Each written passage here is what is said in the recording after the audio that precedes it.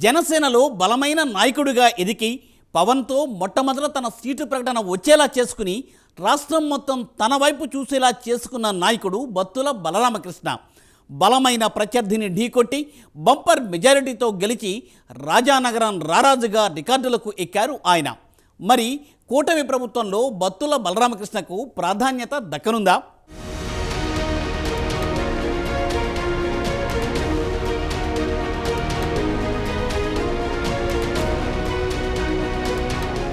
కృషి ఉంటే మనుషులు ఋషులవుతారని అన్నాడు మహాకవి. ఆ నాయకుడు కూడా స్వయం కృషితో జీవితంలో అంచెలంచెలుగా ఎదిగి ఎందరికో ఆదర్శంగా నిలిచారు. తాను సంపాదించిన యావదాస్తిని పేద ప్రజల విద్య, వైద్యానికి ఖర్చు చేస్తూ కలియుగ దానకర్ణుడిగా పేరు సంపాదించుకున్నారు. విస్తృత ప్రజాసేవ కోసం ప్రత్యక్ష రాజకీయాల్లోకి వచ్చిన ఆ నాయకుడు జనసేన నుంచి పోటీ చేశారు.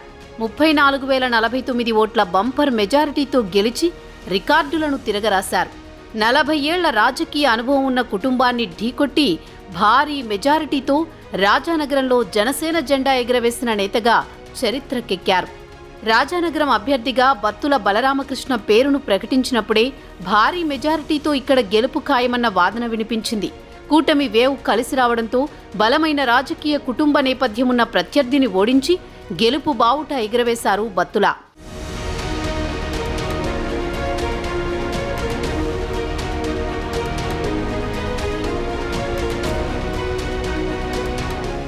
జనసేనలో చేరి అంచెలంచెలుగా బలపడి ఎమ్మెల్యే అభ్యర్థిగా రంగంలో నిలిచి జక్కంపూడి కుటుంబాన్ని ఓడించి రాజానగరంలో బలమైన నాయకుడిగా మారారు బలరామకృష్ణ. జనసేన పార్టీలో చేరినప్పటి నుంచి రాజానగరం నియోజకవర్గంలో పార్టీని బలోపేతం చేసేందుకు పలు కార్యక్రమాలను చేపట్టారు. క్షేత్రస్థాయిలో విస్తృతంగా పర్యటించి పార్టీ కార్యక్రమాలతో పాటు నియోజకవర్గ సమస్యలపై పోరాడుతూ అందరికీ దగ్గరయ్యారు. గత 3 ఏళ్లుగా జనసేన క్యాడర్కు అందుబాటులో ఉంటూ పార్టీని బలోపేతం చేయడంతో జనసేనాని పవన్ దృష్టిని ఆకర్షించారు బలరామకృష్ణ. ఖచ్చితంగా గెలుపు జెండా ఎగరేస్తానన్న నమ్మకంతోనే రాష్ట్రంలో జనసేన పోటీ చేయబోయే నియోజకవర్గాల్లో తొలిసారి రాజానగరం పేరునే ప్రకటించారు పవన్. సేనాని నమ్మకాన్ని వమ్ము చేయకుండా బంపర్ మెజారిటీతో సీటును గెలిచి పవన్కు కానుకగా ఇచ్చారు బత్తుల.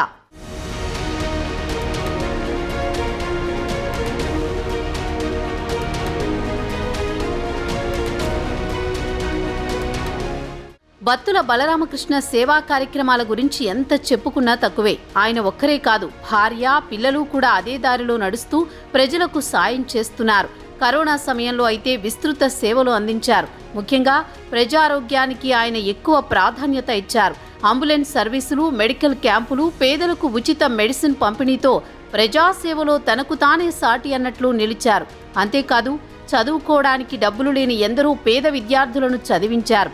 ఎవరికి ఏ కష్టం వచ్చినా అండగా నిలబడ్డారు. ప్రజా సేవతో గుర్తింపు దక్కించుకున్న బత్తులను ప్రజలు భారీ మెజారిటీతో అసెంబ్లీకి పంపించారు. నియోజకవర్గంలో కులమతాలకు, రాజకీయాలకు అతీతంగా ప్రజాదరణ పొందిన బత్తుల బలరామకృష్ణ విజయ దుందుబి వెనుక నియోజకవర్గంలో కులమతాలను, పార్టీలను చూడకుండా సేవా కార్యక్రమాలను నిర్వహించడమే అని రాజకీయ పరిశీలకులు చెబుతున్నారు. పార్టీలో మొట్టమొదటి ఎమ్మెల్యే టికెట్ బత్తులకు ప్రకటించిన సేనాని కూటమిలో బత్తుల బలరామకృష్ణకు పెద్దపీట వేయబోతున్నట్టు ప్రచారం జరుగుతోంది. చూడాలి మరి బత్తుల పొలిటికల్ ఫ్యూచర్ మున్ముందు ఎలా ఉంటుందో అన్నది.